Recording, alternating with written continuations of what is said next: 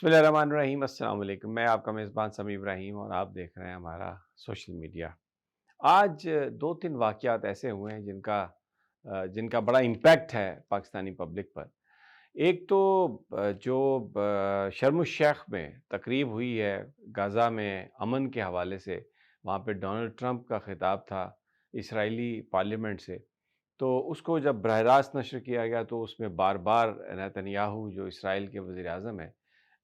جن پر دنیا کی اکثریت یہ سمجھتی ہے کہ وہ وار کرمنل ہیں، معصوم انسانوں کے قتل میں ملوث ہیں، اور ہر جگہ ان کے بائیکاٹ کی اپیل کی جاتی رہی ہے، وہ آج پاکستان ٹیلی ویژن پر بار بار، کیونکہ لائیو تقریر چل رہی تھی ڈونلڈ ٹرمپ کی، اور اس میں بار بار نیتن یاہو بھی نظر آ رہے تھے، تو وہ میں نے دیکھا سوشل میڈیا پر بڑا اس پر تنقید کی گئی ہے، بڑا اس پر احتجاج کیا گیا ہے کہ نیتن یاہو جو اسرائیل کے وزیر اعظم ہیں، پاکستان نے اسرائیل کو ریکگنائز نہیں کیا ہوا، تو ان کے وزیر اعظم کی تقریر کو بار بار دکھانا، یعنی ڈونلڈ ٹرمپ کی تقریر کے دوران ان کو بار بار دکھانا، اشارے کرتے ہوئے، ملتے ہوئے لائیو اس کو، وہ بہت سارے جو پاکستانی ہیں، جو ان کے جذبات سوشل میڈیا پر اگر میں ریاکشن دیکھتا ہوں تو مجروح ہوئے، اور بڑے بڑے پاکستان کے پولیٹیشین، پولیٹیکل تھنک ٹینکس اور سب، انہوں نے بلکہ کھل کر اس بات کا اظہار کیا ہے۔ وہاں پر ڈونلڈ ٹرمپ نے کہا ہے کہ اب میں پاکستان اور افغانستان کی جو جنگ ہے اس کو بھی میں بند کراؤں گا، جب وہ وہاں پر جا رہے تھے۔ تو لیٹ سی کہ ہاؤ اٹ انفولڈ، لیکن آج ویسے تو خوشی ہے ہر جگہ پر کہ چلیں تقریباً 2000 کے لگ بھگ فلسطینی رہا ہوئے، اسرائیلی ہاسٹیج بھی واپس آ گئے ہیں، اپنی فیملی میں ہو گئے، یہ ایک اچھی بات ہے سب کے لیے۔ لیکن جو وہاں پر جس طریقے سے اطلاعات ہیں قتل و غارت کی، اور میس گریوز مل رہی ہیں، اور پھر جس طریقے سے دنیا نے کہا ہے نیتن یاہو کے حوالے سے، اس کو ٹی وی پر دکھانا ایک بڑی لوگوں نے اس کو بڑا اظہار ناپسندیدگی کیا، اور خاص طور پر جب پاکستان کے اپنے لوگوں کو نہیں دکھایا جا سکتا، ان کی تصویر، عمران خان کی تصویر نہیں دکھائی جاتی، کہا جاتا ہے کہ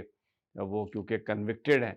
تو یہ جو نیتن یاہو ہیں یہ تو وار کرمنل ہیں، مطلب انہوں نے تو لاکھوں فلسطینیوں کا جو خون ہے وہ ان کے ہاتھوں پر ہے، اور جس طریقے سے جینوسائیڈ کی ہے، تو ان کو دکھانا بڑا یہ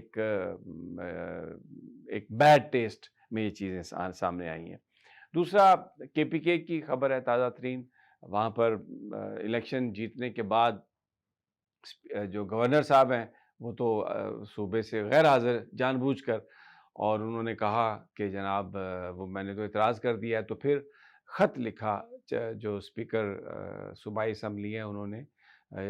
چیف جسٹس صاحب کو، پشاور ہائی کورٹ کے چیمبر میں خط لکھا، پھر اس کی سماعت ہوئی، تو وہاں پر سلمان اکرم راجہ صاحب نے یہ دلائل دیے کہ الیکشن ہو چکا اور حلف اٹھانا ہے، اور گورنر صاحب جو ہیں وہ حلف نہیں لے رہے، تو اس پر چیف جسٹس صاحب نے پوچھا ان سے کہ کیا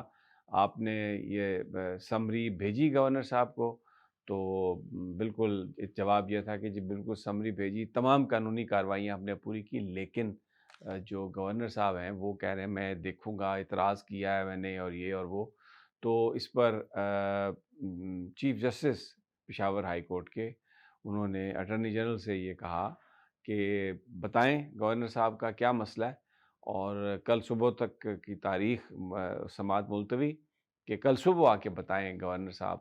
کہ کیا وجہ ہے، اور کل فیصلہ ہوگا، اور اس بات کا بڑا قوی امکان ہے کہ وہ حلف اٹھا لیں گے۔ لیکن اسی بیچوں بیچ جو یعنی وفاق میں جو سرکار ہے اور صوبے میں اپوزیشن، نون لیگ، پیپلز پارٹی، یہ اکٹھے ہوئے ہیں لیڈران ان کے، اور مولانا فضل الرحمان سے ملے ہیں، اور مولانا فضل الرحمان نے کہا کہ یہ انتخاب غیر آئینی ہے، تو ایک بیچ میں پیچھے کوئی 1 ڈیڑھ سال سے مولانا فضل الرحمان جو بات کرتے تھے 26ویں ترمیم کے موقع پر، اور دوسرے حوالوں سے بھی انہوں نے جو شخصی آزادیوں کی بات کی، سیاست میں ایسا لگ رہا تھا کہ شاید مولانا نے جو اصولی موقف اپنایا ہے اس میں وہ اس بات کی وہ تائید کرتے ہیں کہ جہاں پر جس کی اکثریت ہو وہاں پر وہ حکومت بنائے، لیکن سب کو پتہ ہے، نظر آ رہا ہے، 90 اراکین اسمبلی نے ووٹ دی ہیں سہیل آفریدی کو، لیکن مولانا فضل الرحمان کہہ رہے ہیں کہ یہ غیر آئینی الیکشن ہے اور وہ اس کو نہیں مانتے اور وہ عدالت میں جائیں گے۔ تو ایک تھوڑا شاکنگ تھی ان لوگوں کے لیے جو یہ سمجھ رہے تھے کہ مولانا اب حکومت کا حصہ نہیں ہے اور بڑی کھل کر پالیٹکس کر رہے ہیں اور ان کا کوئی انڈیپینڈنٹ نظریہ ہے۔ تو اب سامنے آج کی جو ان کی گفتگو ہے اس کے بعد اس پر ایک بڑا سوالیہ نشان ہے۔ ایسا لگتا ہے کہ وہ بی ٹیم ہی ہے اور ان کے ساتھ مل کر سارا کام کر رہے ہیں۔ تو بہرحال لیٹس سی، اب عدالت فیصلہ کرے گی۔ حلف کا پی ٹی آئی کے وکلاء کا تو کہنا ہے کہ چیف جسٹس صاحب کسی کو بھی کہہ سکتے ہیں، لیکن جو حکومتی جو لوگ ہیں، وفاقی حکومت کے لوگ، وہ کہتے ہیں جی ہم سپریم کورٹ تک جائیں گے، اور جو پرو گورنمنٹ جرنلسٹ ہیں وہ کہہ رہے ہیں کہ سپریم کورٹ جائیں گے اور یہ ایک آئینی نکتہ ہے اور سپریم کورٹ کا آئینی بینچ ان الیکشنز کو کالعدم قرار دے دے گا۔ تو میں ایک پی ٹی آئی کے میرے لیڈر سے بات ہوئی ہے، اس نے کہا کہ ایک تو یہ آئین میں اس بات کی گنجائش ہی نہیں ہے اور یہ کسی صورت بھی اس کو آئینی طور پر ان الیکشنز کو ریجیکٹ نہیں کیا جا سکتا، کالعدم نہیں قرار دیا جا سکتا، کیونکہ یہ سب کچھ آئین کے مطابق ہوا ہے۔ اور اگر کچھ ایسی بات ہو بھی جائے تو پھر کیا ہوگا؟ کیا ان کے ساتھ کوئی اراکین ملنے کے لیے تیار ہیں؟ صوبے میں پی ٹی آئی کا کوئی بندہ ان کے ساتھ جانے کے لیے تیار نہیں ہے۔ یہ 10 دفعہ الیکشن کروا لیں، کچھ نہیں ہو سکتا۔ اور کل پشاور ہائی کورٹ جو ہے وہ سہیل خان آفریدی کا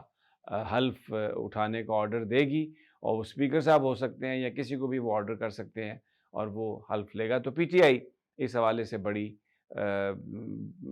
بہت زیادہ پر اعتماد ہے، کانفیڈنس میں ہے۔ تیسری جو بڑی خبر ہے وہ مریدکے میں جو تحریک لبیک کا جو اجتماع تھا اس کو جس طریقے سے اس پر پولیس نے دھاوا بولا اور جس طریقے سے وہاں پر ان کو منتشر کیا، اس میں جو سوشل میڈیا وہ رپورٹ کر رہا ہے کہ بہت ساری اس میں انسانی جانیں گئی ہیں۔ ابھی تک جو ویئر اباؤٹس ہیں ان کے جو لیڈران ہیں وہ بھی ابھی معلوم نہیں ہوئے۔ اس کے بعد پھر پاکستان کے مختلف علاقوں میں احتجاج ہوا، سڑکیں بھی بلاک ہوئیں، پولیس کے ساتھ اسکمشز بھی ہوئیں۔ لیکن اب تھوڑی دیر پہلے جو مرکز ہے سیاسی جماعت کا، انہوں نے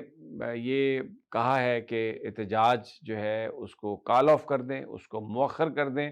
اور یہ اپیل انہوں نے کی ہے کہ جمعے والے دن داتا گنج بخش رحمۃ اللہ علیہ کے کا جو مزار ہے، جو ان کا دربار ہے، وہاں پر تمام جو پارٹی ہے اس کے ورکر اور سمپیتھائزر اکٹھے ہوں گے، اور چاہے آپ اس کو احتجاج کہہ لیں یا ان کی گیدرنگ ہے، مستقبل کا لائحہ عمل یا جو بھی صورتحال ہے، وہ بہرحال آج ابھی جو احتجاج ہے اس کی جو کال ہے اس کو مؤخر کر دیا گیا، اس کو واپس لے لیا گیا۔ تو اس کا ایک جو امیڈیٹ جو فائدہ ہوگا وہ یہ سڑکیں وغیرہ کھل جائیں گی، ٹریفک جو ہے وہ بحال ہو جائے گی۔ لوگوں کو بڑی اس حوالے سے تکالیف بھی ہوئی ہیں ساری اس صورتحال میں، لیکن بہرحال یہ اب تک کی تازہ ترین تھی۔ تو انشاءاللہ جلد اگلی ویڈیو میں ملاقات ہوگی۔ اجازت دیجیے، اللہ نگہبان۔